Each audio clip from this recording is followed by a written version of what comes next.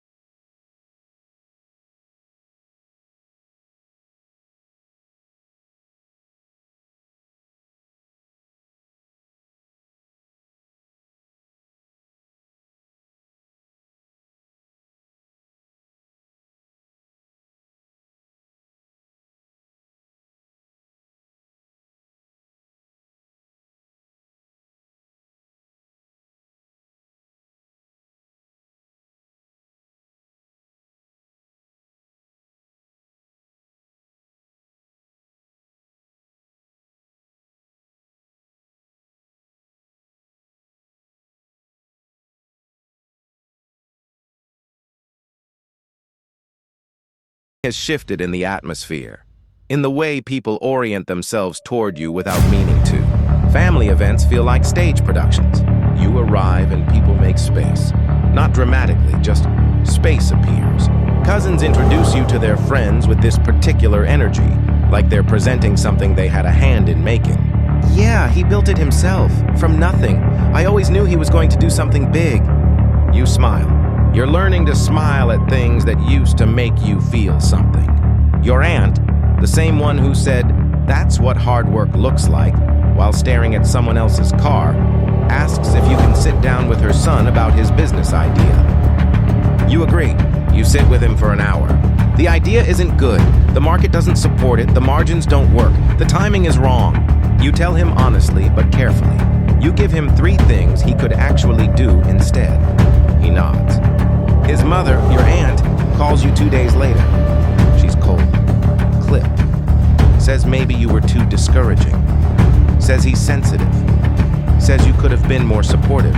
She doesn't speak to you for 3 months after that. You think about that a lot. Not with anger, with clarity. She didn't want advice. She wanted you to use your money and your name to make a bad idea succeed. And when you didn't, when you treated her son like an adult who deserved the truth, she punished you for it. You start to understand the shape of what's happening. Money doesn't buy belonging. It buys performance. Everyone around you is performing now. The hugs are longer. The interest is louder. The eye contact holds a half second too long. But when you look past all of it, in that space between the smile and the sentence, there is something else. Calculation, need, resentment dressed up in warmth. You stop going to as many gatherings. You tell yourself it's because you're busy. That's partially true. Level 6, $20 million. You have a team now, not just employees, a real organization. An assistant, a driver, a legal team, properties in 3 cities, a calendar that gets managed by someone else. You spend the holidays at a house you own in Portugal. Your mom flies out to see you. She walks through the house slowly, running her hand along the walls, looking out at the water through the floor-to-ceiling windows. She says, "I used to pray for something like this. I didn't even know what I was praying for. I just kept praying." You say, "I know, Mom." She turns to look at you. "Are you happy?" The question lands differently than you expected. You don't answer right away. You watch the water outside. She doesn't push. She just waits. That silence, the one you can't fill, tells her more than any answer would. Back home, the family has fractured into factions. Some of them have built a quiet story about you. That you got lucky. That you had help no one knows about. That you borrowed from someone. That there's something behind the curtain. A cousin starts a rumor specifically, tells people at a dinner you weren't at, that you borrowed $100,000 from the family to start your business. You didn't borrow a single dollar from anyone. You remember the bus ride to Christmas dinner, the rice, the $30 table, the laptop. An uncle contacts your lawyer about a business dispute that doesn't exist. Not because he has a case. He doesn't have a case. He has a feeling, a deep, restless feeling, that something should come his way. And this is the only mechanism he knows to try. You settle quietly. Not because you're wrong. Because you're tired. Because time is the only thing you can't make more of. And this is consuming it. They take the money. They buy things with it. They don't say thank you. You feel something sitting in your chest you don't have a clean name for. It's not anger, it's closer to grief. Level 7, $50 million. You stop going home for the holidays. Not as a statement, not out of anger, out of self-preservation. Out of something that finally feels like peace. You send money. You pay for things when people need them. You answer calls when they come, mostly. You show up for the things that actually matter. Your mom's health appointments, your sister's milestones, a funeral when someone passes. But you stop performing. You stop sitting in rooms where people smile at you like a resource and then go quiet when you leave. Your sister calls every Sunday. She's the only one who still talks to you like a person. Not an opportunity, not an obligation, not a symbol of something they want or something they resent. Just a person. One Sunday she asks, "Does it bother you how they changed?" You think about it. "They didn't change," you say. "What do you mean?" "I mean, they were always like this. I just couldn't see it when I was broke. When I was broke, I needed them. So I interpreted everything generously. Every cold moment I explained away. Every dismissal I forgave before I even finished feeling it. You pause. Money didn't change them. It changed what I could see. Your sister is quiet for a long moment. Then she says, "Yeah, one word." But inside that one word is an entire shared history. You both just sit in it for a second. Then she asks if you've eaten. You laugh. It's the most real you've felt all week. Level 8, $100 million. 9 years. That's the distance between the bus ride and the boardroom. You're in Manhattan. 42nd floor. Glass walls, gray sky, the city sprawling out in every direction like something that was always supposed to be yours. A document sits on the table in front of you. 9 figures, clean, final. You pick up the pen. You sign it. There is no music, no slow motion. No one in the room knows what this moment cost you. The nights, the boredom, the loneliness, the family dinners you dreaded, the calls you fielded with a smile while something inside you pulled tighter. No one in that room knows about the rice. You call your mom from the elevator. She picks up on the second ring. You tell her? She doesn't say anything for a moment. Then she starts crying. Not dramatic, just quiet, steady tears. The kind that come from a place that has been holding something for a very long time. "I knew," she says. "I always knew." "I know you did." You step out of the elevator into the lobby. The city moves around you like it doesn't know you exist. And you stand there for a second, just a second, and you think about the Christmas dinner. The corner table, the fold-out section, the wobble, the kids, the bus ride home, the check engine light, the rice, the $30 table, the laptop. And then you think about the calls, the cousin who never remembered your birthday, the uncle who laughed, the aunt who went cold when the truth wasn't what she wanted.